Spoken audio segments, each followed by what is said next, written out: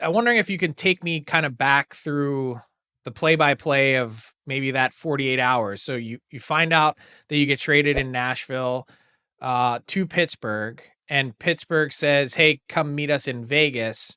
So you pack up your gear, say goodbye to your family, get on a flight to Vegas, and then you landed there, I guess, maybe Thursday night and found out you were traded Friday morning. How did that all work? Yeah, so like you said, I got traded Wednesday night. And then, obviously I have a previous relationship with obviously Kyle Dubas and Jason Spezza from playing with the Leafs last time. And they're super easy guys to talk to. And for me, obviously I've played with Spez before in world championships and that sort of thing. So got on the phone with them, and I their intention was to keep me in Pittsburgh. And they wanted me to come meet the team in Vegas the next day.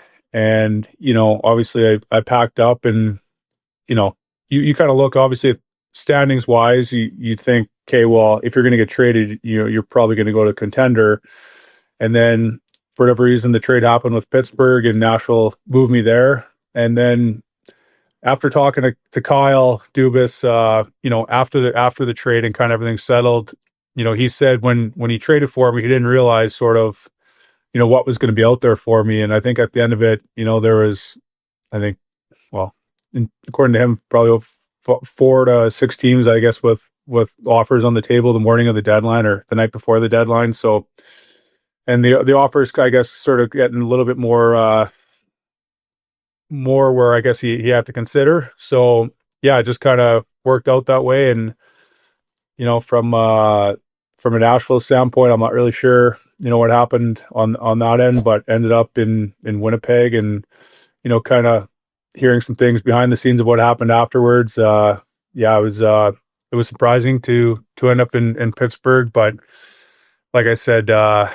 was a whirlwind because I flew out to meet the team in Vegas, got in at 10 p.m., which is midnight Nashville time. Woke up the next morning, the morning of the deadline, after not really sleeping, thinking, am I really staying here? Am I going to get flipped again? And so I didn't really sleep. Woke up. I called Dubas again and just saying, hey, like, if you're going to flip me, I'm not going to come to the morning skate here and shake everyone's hand and try on new gear for you to, So yeah, I had a good conversation with him, and like a guy or two off the Penguins, and yeah, I got flipped right away, and then I ended up going back. Winnipeg just said go back to Nashville and go be with your family for the weekend here, just after sort of the whirlwind. So Yeah, that's a lot happening at one period in time. I was told that when you did get to Vegas and you're trying to sift through everything and figure it all out, you had a chance to connect with Sid, who, I guess shared some words about, your situation and where you're heading. What was that like?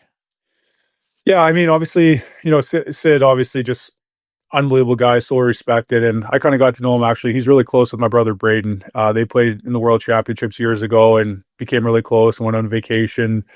With McKinnon and Tyson Berry afterwards, after the tournament, and then since then they've been kind of super close, and they go on golf trips every summer and that sort of thing together. And through Brayden, I've kind of got to know Sid a little bit, and yeah, so when I got traded, he invited me. He's like, "Hey, come meet the boys for dinner in Vegas," and I'm like getting in late that night. It's not going to work, and then he ended up texting me early morning, probably around, I don't know, 7:30 in the morning, the morning of the deadline. He just said, "Hey, what's going on?" And I'm like, "You tell me." So he ended up coming to my room, and we ended up chatting for probably a little over an hour, and just you know, as we were kind of, obviously you're 3 hours back of what's going on in the East, and yeah, just sort of talked a little bit, and he not, I don't know, gave advice or opinion, but just sort of a great guy to talk to. And then right after that, I ended up calling Kyle and just seeing, hey, what's going on here? And that's when